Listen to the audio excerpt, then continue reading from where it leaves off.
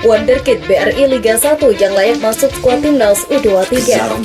Momen perpisahan John Kalu Pesi bikin terharu. Bosemen Padang FC single Erick Thohir. Bukti timnas Indonesia unggul Vietnam dan Thailand. Assalamualaikum warahmatullahi wabarakatuh. Salam olahraga. Jadi semakin ramai pemberitaan tentang wonderkid kita. Apakah itu pemain abroad kita yang berada di Eropa maupun yang di tanah air yang layak untuk diperbincangkan. Jadi hari ini saya akan membagikan informasi, salah satunya adalah bos Semen Padang FC Senggel Erick Thohir ya, mungkin masalah kepemimpinan wasit antara PSM Makassar dan PSIS Semarang ya, mungkin dicurigain ada permainan wasit gitu ya. Jadi bos Semen Padang ini Senggel Erick Thohir, sementara bos Semen Padang ini adalah mertua dari Pratama Arahan. Bagi yang tahu lemparan jauhnya pasti ya, ingat ya. Dan selanjutnya bukti timnas Indonesia ungguli timnas Thailand dan Vietnam yang saat ini masih berjuang untuk lolos ke Piala Dunia 2026 yang berlangsung di Amerika, Meksiko, dan Kanada. Sementara perjuangan dari Thailand dan Vietnam di masa lalu ya, mungkin hanya terhenti sebagai juru kunci, sementara Indonesia sangat menentukan ya. Mudah-mudahan keberuntungan berpihak di Indonesia dan bisa masuk ke Piala Dunia. Dan selanjutnya wonderkid BRI Liga 1 layak masuk timnas U23, mungkin salah satunya seperti Raihan Hanan ya. Raihan Hanan ini juga berkali-kali masuk timnas di kelompok umur. Ya mungkin ada lagi beberapa pemain yang mungkin bisa dilirik oleh coach kita. Dan terakhir adalah momen perpisahan Joy Polivesi bikin haru supporter klubnya dia. Coba kita saksikan bersama ya. Ketua Umum PSSI Erick Thohir terus jadi sasaran para petinggi klub Liga 1 jelang berakhirnya musim 2024-2025. Salah satunya bos alias penasehat Semen Padang FC, Andre Rosiade, yang kerap buka suara terkait keganjilan sepak bola tanah air ini. Hal itu bermula ketika pelatih PSM Makassar Bernardo Tavares dan kapten tim Joran Fernandes mengkritik keras kepemimpinan wasit Nendia Rohayandi. Wasit yang dianggap merugikan kala tim Juku Eja dipermalukan PSS Sleman dengan skor 3-1. Joran Fernandes merasa kecewa karena saat gol yang ia ciptakan dianulir. Melalui checking VAR, bek PSM Makassar tersebut dianggap melakukan pelanggaran terlebih dahulu. Kejanggalan semakin memuncak ketika penyerang PSS Sleman, Gustavo Tokantis, mencetak gol di menit ke-60. Gustavo lebih dulu melanggar Sahrul Sinari. Namun, gol tetap disahkan meski wasit telah mengecek VAR. Setelah melihat PSM Makassar merasa geram dan kecewa, Andre Rosiade pun ikut buka suara. Ini karena sebelumnya Semen Padang FC juga merasa kecewa dengan wasit Nendia Rohayandi. Sebelumnya, Andre Rosiade bahkan telah melaporkan Nendia saat memimpin pertandingan Semen Padang versus PFIA Semarang. Mertua Pratama Arhan tersebut lantas menyenggol ketua PSSI Erick Thohir untuk memberantas mafia sepak bola tanah air. Dengan harapan Liga 1 bisa lebih berkualitas dan profesional nantinya. Tak heran, Andre Rosiade memang menjadi salah satu sosok yang cukup vokal jika ada kejanggalan baik di Liga 1 maupun timnas Indonesia. Putaran ketiga kualifikasi Piala Dunia Zona Asia selalu menyajikan panggung persaingan sengit tak terkecuali bagi para raksasa sepak bola Asia. Dalam kurun waktu 2018 hingga 2025, timnas Indonesia, Thailand, dan Vietnam silih berganti mencoba menaklukkan kerasnya persaingan di level kontinental ini. Namun, sorotan kini tertuju pada skuad Garuda yang menunjukkan performa paling menjanjikan di antara ketiganya. Sejarah mencatat pada edisi 2018, Thailand menjadi wakil tunggal ASEAN di babak krusial ini.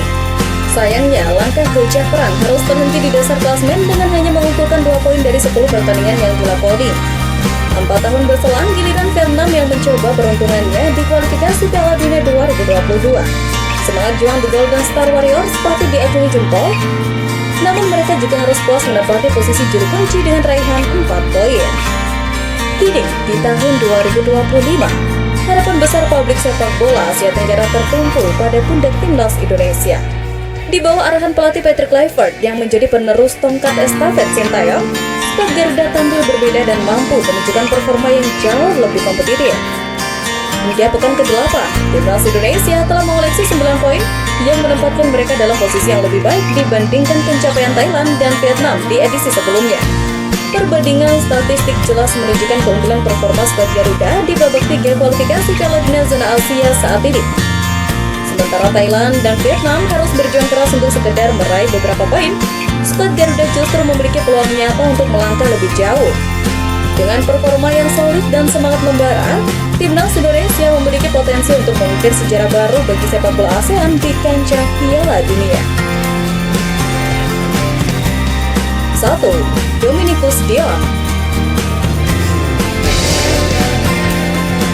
Dominikus Dion bisa dikatakan sebagai satu dari sedikit hal baik dari PSS Sleman di sepanjang musim 2024-2025.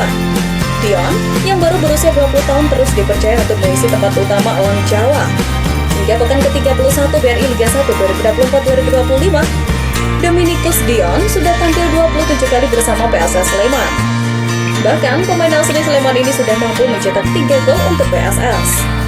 Dominikus Dion merupakan pemain serba bisa yang bisa mengisi posisi winger atau gelandang serang. Kecepatan dan penempatan posisi menjadi senjata utama pemain satu ini. 2. Raihan Hanan. Raihan Hanan menjadi salah satu pemain muda paling bersinar di skuad Persija Jakarta di BRI Liga 1 2024-2025.